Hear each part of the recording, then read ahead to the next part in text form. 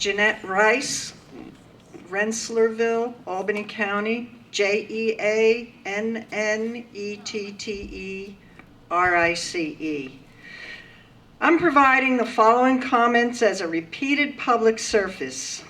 First, I want to acknowledge the many good people here who are seeking jobs. I support you in your search. We need more jobs in New York State, but not through expanding an aging pipeline grid that will cause harm to our families' health and well-being. I encourage you to be open to jobs in renewable and sustainable energy resources for the healthy future of our New York State communities.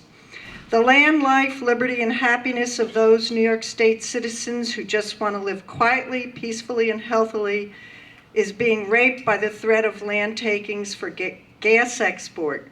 Please do not disregard this destruction in favor of corporate greed. Secondly, to the 5 appointed commissioners of FERC. Commissioner Tony Clark, you've been active in North Dakota energy development and exportation, expanding oil and gas infrastructure. 4 representatives from FERC and 5 from the PSC had a meeting in New York City on November 5th, 2014, and determined that New York State did not need any more gas pipelines or electric transmission lines.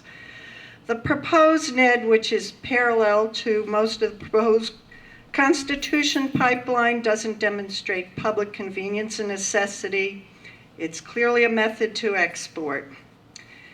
Please pack Kinder Morgan up and send them back to Texas. I see absolutely no benefit to New York State citizens. You do need to do a cumulative impact assessment of 2 pipelines running together. What about the impact of the blast radius? I've attached a report in my comments. As I read this report, I imagined what it could possibly be like if I lived in one of the many housing developments near this pipeline.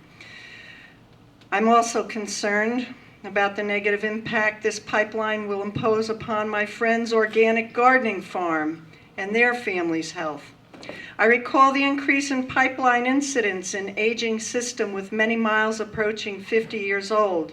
I think of the thousands of gas line leaks found in the city of Boston last winter, and remember explosions and loss of life in New York City.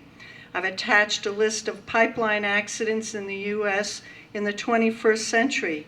The list was too long to be downloaded completely on my server, so I've documented it for you. And surely you, meaning all FERC members, are aware that the Pipeline and Hazardous Materials Safety Administration cited Kinder Morgan for a series of safety violations over years, failing to maintain. You've got them on my report. I'm going to save time. I wonder if you, meaning FERC members, own a house within a mile of a compressor station and a 36-inch pipeline. Would you care, do you care if your property values went down? Would you care and appreciate the noise and toxic odors? Cheryl LaFleur, you're a known leader in the natural gas industry. As a grandmother, I wonder if you have children or nieces or nephews. I wonder what kind of a world you really want to leave tomorrow's generations. I wonder if you've read New York State's finding statements to the final SGICE released in June this year. That's documented. The proposed NED causes proliferation of dangerous destruction practice of fracking, a process not wanted in New York State. I wonder if you hear that we don't want that. More pipelines mean more fracking and more negative impacts on the health of the Earth's clean water sources. Clean resources. I wonder if you're a climate change denier. Do you accept that 99% of the world's scientists... May I finish one statement, please? Sorry. Thank you. Norman Bay, you're known as one of the 10 most influential people in energy. If you really want to protect consumers, you're advised to transition us from fossil fuels to sustainable renewable energy. Just as we transitioned from sea oil to land oil in the 1850s, it's beyond time to transition from fossil fuels to renewable energy, and I've documented an aggressive plan that's been peer-reviewed and scientifically documented. I will give you the rest of my comments. Thank you.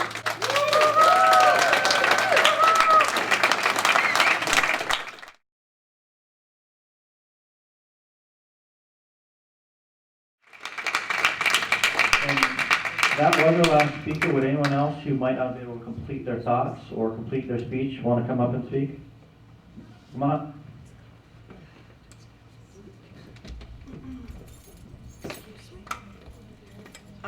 Thank you. I appreciate that very much. I just want to address the final two commissioners, Philip Moeller. He's worked on conservation, energy, and waste, and natural gas development and exportation via increased pipeline infrastructure doesn't support water conservation, air or soil conservation, and produces toxic waste that the industry still hasn't found a way to safely dispose. Water quality is very disturbing. According to an article in Bloomberg, T. Boone Pickens owns about 85% of the water rights in the Texas Panhandle, and he wants to control more, and he's been known to say that after natural gas, water will be the next commodity, and he really doesn't care who's going to buy it. It'll go to the highest bidder, probably Dallas. So I have that documented for you. And it's just absolutely unacceptable to think that the basic right to clean water will be sold off to the highest bidder as a result of pipelines and fracking. It's just not a project and a plan that should be supported. And Colette Honorable, she's worked as a consumer protection attorney, and I'm asking her, as well as the other members, to hear the voices of the consumers in New York State. We don't want more natural gas. We don't want more pipelines. We don't want more compressors fouling our resources and making our children and family ill. We want to be protected. She also has experience working on pipeline safety and reliability. And if you, Coletta, really want us to be safe, stop this project. And surely she must know that very little of the system, the pipeline system, only about 7% is inspected. And surely she must know that adding more on the pile isn't going to make it safer or more reliable. And she's also worked on diversity of the energy supply, and you may or may not be aware that the New York State Public Service Commission released a sweeping reform in February 2015 to decentralize power resources in New York State. And the approval of any further pipelines in New York State is contrary to this sweeping policy framework. And this directive envisions many small, renewable, sustainable power sources joining together to replace these bigger baseload power. And the proposed NED is contrary to this new policy.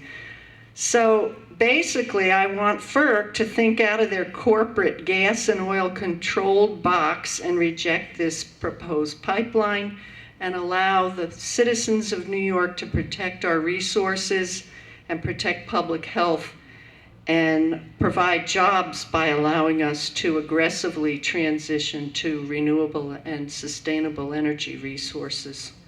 Thank you. Thank you again.